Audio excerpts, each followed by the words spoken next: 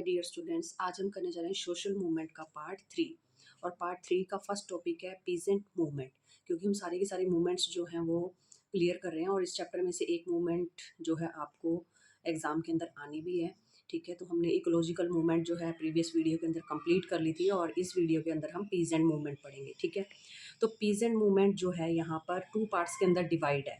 जो भी किसान होते थे, जो वो मूवमेंट करते थे, तो उसको 2 पार्ट्स में डिवाइड किया गया। एक तो प्री कॉलोनियल पीरियड, मतलब कि ब्रिटिशर्स के आने से पहले के टाइम पर, और दूसरा है कॉलोनियल, जब ब्रिटिशर्स इंडिया के अंदर आ गए तब की बात है। ठीक है, अब यहाँ पे प्री कॉलोनियल में देख लेते हैं क्या है। जो पहले के किसान जो है मूवमेंट चलाते थे, ठीक है, तो वो लोकलाइज्ड होती थी, एक लिमिटेड एरिया के अंदर ही होती थी। ठीक है, और डिसजॉइंट, कोई इसको ज्वाइन करता था, कोई नहीं करता था। ठीक है, then and confined to particular grievances, और कुछ एक एक या दो टॉपिक को लेकर कोई जो मेन मुद्दे होते थे उसी को लेकर क्या है वो मूवमेंट चलाते थे। ठीक है, अब यहाँ पर क्या है, जो कॉलोनियल पीरियड स्टार्ट होता है उसके अंदर क्या है, जब ब्रिटिशर्स इंडिया में आ चुके हैं तो यहाँ पे बता रहे हैं कि बंगाल रिवोल्ट होता है। ठीक है, कब होता है ये 59 से लेके 62 तक। ठीक है, देन यहाँ पे बताया गया आपको कि इंडिगो प्लांटेशन। इंडिगो प्लांटेशन मतलब कि नील की खेती के लिए क्या किया जाता था कि नील की खेती हमको नहीं करनी है, बट जो ब्रिटिशर्स हैं वो क्या करते थे, मतलब इंडियन के ऊपर प्रेशर डालते थे कि आप इंडिगो प्लांटेशन करो, नील की खेती करो। वो यहाँ से जो है जो इंडिगो को क्या करते थे, एक्सपोर्ट करते थे। ठीक है, अब इसके बाद सेकंड है आपको डेक्कन रॉयट्स। डेक्कन रॉयट्स भी हुए हैं। ठीक है, अब यहाँ पे क्या है कि against money lender. Money lender क्या करते थे, जो छोटे टिलर होते थे, फार्मर होते थे, ठीक है, उनको पैसा दे देते थे। और पैसा उधार देने के कारण जो जो डेक्कन साइड के मतलब कि सारे के सारे फार्मर्स थे, वो कभी फ्लड आने की वजह से या किसी और रीज़न की वजह से क्या है कि फसल अच्छी नहीं हो पाती थी, तो वापस लौटा नहीं पाते थे मनी लेंडर को पैसा। तो जिससे क्या है वो डेब्ट ट्रैप के अंदर फिर फंस जाते थे, कर्जे में फंस जाते थे। तो इस तरीके से क्या है, मनी लेंडर के खिलाफ फिर वो मूवमेंट चलाई उन्होंने। तो इस तरीके से हो गया आपका बंगाल के अंदर इंडिगो प्लांटेशन के खिलाफ जो है मूवमेंट लड़ी है किसानों ने। देन डेक्कन के अंदर भी क्या है, मनी लेंडर्स के अगेंस्ट जो है आपको मतलब मूवमेंट देखने को मिलेगी। देन इसके बाद है आपको Mahatma Gandhi linked peasant movement with independence India. अब क्या है कि जो महात्मा गांधी जी थे, ठीक है, and please avoid this background sound. कह रहे हैं कि महात्मा गांधी जो है लिंक करते थे पीजेंट मूवमेंट से। ठीक है, इंडिपेंडेंस के टाइम उन्होंने जब वो साउथ अफ्रीका से आए हैं तो उन्होंने बहुत सारी मूवमेंट के अंदर पार्टिसिपेट किया है। ठीक है, वो सत्याग्रह को फॉलो करते थे। तो फर्स्ट नंबर पर आएगा आपका चंपारण सत्याग्रह। तो महात्मा गांधी ने इसका बहुत ज़्यादा सपोर्ट किया है, क्योंकि वहाँ पर क्या हो रहा था, इंडिगो प्लांटेशन करवाई जा रही थी वहाँ पर भी। ठीक है, तो क्या है कि जो वहाँ के फार्मर्स थे वो महात्मा गांधी का सपोर्ट चाहते हैं और महात्मा गांधी उनका सपोर्ट करते भी हैं और सत्याग्रह पर बैठ जाते हैं। ठीक है, तो इस तरीके से इंडिगो प्लांटेशन के अगेंस्ट जो है सारे किसान इकट्ठे होते हैं और एक पीजेंट मूवमेंट चलाते हैं। देन है बारदोली सत्याग्रह। बारदोली कहाँ पर है, ये सूरत डिस्ट्रिक्ट के अंदर है। 1928 में यहाँ पर जो है देखो, उस टाइम पे इंडिया के अंदर क्या चल रहा था, नॉन कोऑपरेशन मूवमेंट चल रही थी। नॉन कोऑपरेशन मूवमेंट क्या थी कि ब्रिटिशर्स को सपोर्ट मत करो, अगर आप ब्रिटिशर्स को सपोर्ट नहीं करोगे तो अपने आप इंडिया छोड़ के चले जाएंगे। ठीक है, तो जो ये नॉन कोऑपरेशन मूवमेंट पूरे इंडिया में चल रही थी, उसका एक पार्ट था नॉन टैक्स कंपेन, कि हम क्या है टैक्स पे नहीं करेंगे किनको, ब्रिटिशर्स को। कहाँ की बात है ये, बारदोली की बात है। ठीक है, तो बारदोली के किसान कहते हैं कि हम जो है ब्रिटिशर्स को क्यों पे करें टैक्स। ठीक है, क्योंकि पूरे इंडिया के अंदर ही नॉन कोऑपरेशन मूवमेंट चल रही थी। इसका पार्ट था ये नॉन टैक्स कंपेन, किसका, नॉन कोऑपरेशन मूवमेंट का। Bardoli was hit by flood and famine. Bardoli क्या है, वहाँ उस टाइम पर जो है फ्लड और फेमाइन का शिकार था 1925 में। ठीक है, 1928 में हुआ ना ये।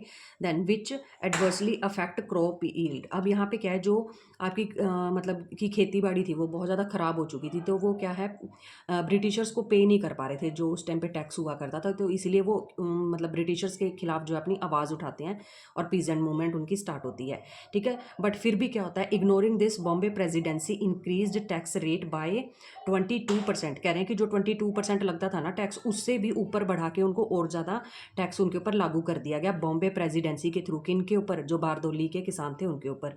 अब क्या होता है, 1928 में बारदोली फार्मर्स जो है इनवाइट करते हैं किनको, वल्लभ भाई पटेल को। कहते हैं कि आप आओ हमारा सपोर्ट करो। ठीक है, क्योंकि वो क्या है, लीडर हैं उस टाइम पे, सोशल वर्कर भी हैं वो। ठीक है, टू लॉन्च प्रोटेस्ट।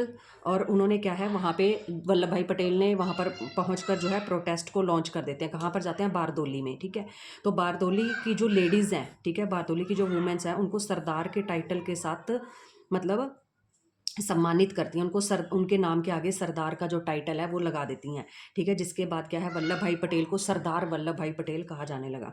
ठीक है, अब इसके अंदर भी क्या है, इनडायरेक्टली वे से लगा लो कि यहाँ पर भी महात्मा गांधी ने सपोर्ट किया है, क्योंकि चंपारण सत्याग्रह में तो वो खुद ही लीड कर रहे हैं। ठीक है, खुद ही सत्याग्रह पर बैठे हैं। बट ये जो बारदोली सत्याग्रह है, इसमें महात्मा गांधी ने सपोर्ट कैसे किया, क्योंकि वो यंग इंडिया एक वीकली न्यूज़पेपर आता था। ठीक है, उसके अंदर बहुत ज़्यादा क्या है, इस चीज़ के ऊपर लिखते थे, बारदोली सत्याग्रह के ऊपर। ठीक है, सपोर्ट किया उसको इनडायरेक्ट वे से। ठीक है, और इधर क्या आ जाएगा आपका, चंपारण सत्याग्रह में तो उन्होंने किया ही है महात्मा गांधी ने। तो इस तरीके से क्या है, आपको ये महात्मा गांधी का सपोर्ट आ जाएगा, जो पीजेंट मूवमेंट होती थी। देन उसके बाद क्या है, 1920 से 40 तक पीजेंट्स ऑर्गेनाइजेशंस भी बनी हैं, बहुत सारी किसानों की ऑर्गेनाइजेशंस बनी हैं, ताकि अगर कहीं भी किसान जो है प्रोटेस्ट करते थे तो ये ऑर्गेनाइजेशन वहाँ पर जाके क्या है, लीड करती थी आगे। ठीक है, उनको गाइड किया करती थी। तो जो इंडिया के अंदर फर्स्ट ऑर्गेनाइजेशन बनी है, ध्यान रखना इंपॉर्टेंट क्वेश्चन है, पीजेंट मतलब ऑर्गेनाइजेशन फर्स्ट कब इंडिया के अंदर बनी है, जो किसानों की है। ठीक है, बिहार प्रोविंशियल किसान सभा बनी थी 1929 के अंदर, पहली थी ये। ठीक है, शॉर्ट क्वेश्चन है। देन ऑल इंडिया किसान सभा बनी है 1936 के अंदर। ठीक है, देन इसके बाद क्या है कि डिमांड, अब ये दोनों ही जो ऑर्गेनाइजेशन है ये किस चीज़ की डिमांड कर रही है, कहते हैं demand freedom from economic exploitation, कि हमारा जो इकोनॉमिक एक्सप्लॉयटेशन हो रहा है, जो ब्रिटिशर्स जो है हमसे रेवेन्यू लेते हैं या टैक्स लेते हैं, मतलब वो बहुत ही ज़्यादा है, तो इसलिए क्या हम वो पे नहीं कर पाते, तो हमारा आप इकोनॉमिक एक्सप्लॉयटेशन ना करो। तो अब क्या है, जो दादा भाई नरोजी हैं वो भी यहाँ पर कहते हैं कि drain of India wealth.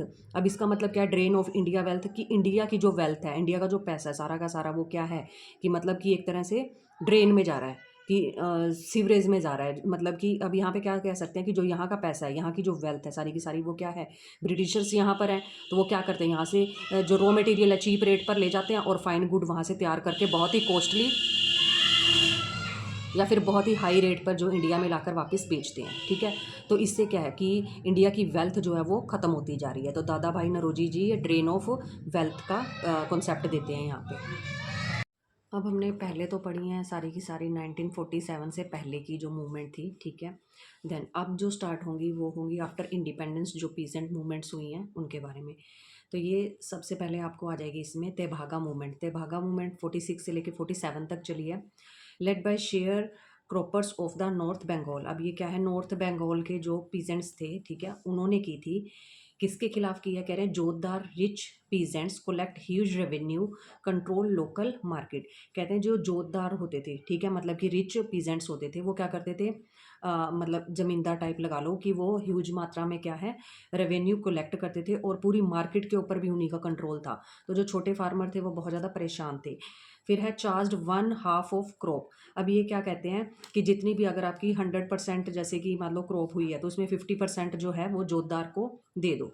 But यहाँ पे क्या है, जो पीजेंट है वो कहते हैं कि हम आपको 50% नहीं दे सकते, हम आपको 1/2 नहीं दे सकते, हम आपको 1/3 पे कर सकते हैं। ठीक है, ये बात हो रही थी इनके बीच में, इसी चीज़ की लड़ाई थी। तो इसको जो है मतलब जो तेभागा मूवमेंट है इसको लीड किसने किया है, तो ऑल इंडिया किसान सभा। ठीक है, ऑल इंडिया किसान सभा और peasant wing of communist party of India. ठीक है, इन दोनों ने क्या किया, किसानों का साथ दिया और इनकी प्रॉब्लम को सॉल्व करवाया। देन उसके बाद तेभागा मूवमेंट के बाद आ जाती है आपको तेलंगाना मूवमेंट। तेलंगाना मूवमेंट 46 से लेकर 51 तक चली है। कहाँ पे लॉन्च हुई है, ये आंध्र प्रदेश में हुई है। ये कहाँ हुई थी, नॉर्थ बंगाल में हुई थी। ठीक है, ये किसके खिलाफ हुई है, ये निजाम के खिलाफ हुई है, मतलब जो राजा टाइप है, ठीक है, उसको जैसे हैदराबाद के निजाम, इस तरीके से क्या है, ये निजाम थे, इनके खिलाफ जो है मूवमेंट स्टार्ट की है। किन्होंने, किसानों ने। क्या कह रहे हैं, the agrarian structure was of a feudal order. जो वहाँ पे अग्रेरियन स्ट्रक्चर चलता था ना, वो फ्यूडल ऑर्डर के अकॉर्डिंग चलता था, जो ये कहते थे उन्हीं के अकॉर्डिंग सब कुछ होता था। Tax by agent of jagirdars. अब क्या है, जो निजाम के आगे एजेंट होते थे उनको बोला जाता था जागीरदार से। ठीक है, ये आते थे और टैक्स कलेक्ट करके लेके जाते थे फार्मर्स से। और इसको फिर यहाँ पे जो यहाँ के किसानों ने जो है इकट्ठे होकर मूवमेंट स्टार्ट की, तेलंगाना मूवमेंट। ठीक है, इसको लीड किसने किया, कम्युनिस्ट पार्टी ऑफ इंडिया ने क्या है इनका सपोर्ट किया और इनकी प्रॉब्लम सॉल्व करवाई। देन इसके बाद आ जाते हैं आपको नक्सलाइट स्ट्रगल। नक्सलाइट स्ट्रगल के अंदर क्या आएगा, originated in small village in north Bengal. जो नॉर्थ बंगाल था, ठीक है, बंगाल है, इसमें जो नॉर्थ वाली साइड है, अपर साइड है, नॉर्थ बंगाल के अंदर जो है एक गांव है, ठीक है, नक्सलबारी, जहाँ पे क्या है, ये जो है आपकी नक्सलाइट मूवमेंट स्टार्ट होती है to protect interest interest of peasants, laboring class and tribals. इसमें किसको प्रोटेक्ट किया गया है? पीजेंट को, किसानों को, और लेबर क्लास वाले होते थे उनको, और तीसरा है यहाँ पे ट्राइबल। मतलब कि ये तीन कैटेगरी आ गई यहाँ पे। इन तीनों के जो इंटरेस्ट थे उनको मतलब प्रोटेक्ट करने के लिए जो नक्सलबारी विलेज के अंदर जो लोग हैं वो इकट्ठे होते हैं और प्रोटेस्ट करते हैं। इसको किसने लीड किया? कम्युनिस्ट पार्टी ऑफ इंडिया ने। और ये किस चीज़ की डिमांड करते थे? अबॉलिशन ऑफ जमींदारी, जो बीच में जमींदार होते हैं, मीडियोकर्स होते हैं, तो उनको हटाया जाए। Land to tiller tiller etcetera. कहते हैं जो लैंड है, जैसे लैंड सीलिंग एक्ट आया तो हर एक किसान के पास, जो छोटे लेवल के किसान हैं, टिलर्स हैं, उनको ज़मीनें दी जाएं। तो इस तरीके से ये लोग इकट्ठे होते हैं और अपना मूवमेंट चलाते हैं। यहाँ पे आपको सारी की सारी जो किसानों की मूवमेंट है वो खत्म हो जाती है। ठीक है, इस चैप्टर के लिए आपको पेशेंस बना के रखना बहुत ज़्यादा जरूरी है, क्योंकि चैप्टर बहुत ज़्यादा लेंथी है और 1 मार्कर क्वेश्चन भी यहाँ से बहुत ज़्यादा आने वाले हैं आपको, और लॉन्ग क्वेश्चन भी आने वाला है। ठीक है, तो इस चैप्टर को आपने ध्यान से रिपीट पर जो है आप सुन सकते हो, ताकि आपको ईच और एवरी जो कॉन्सेप्ट है वो क्लियर हो जाए। ठीक है, thank you so much for watching.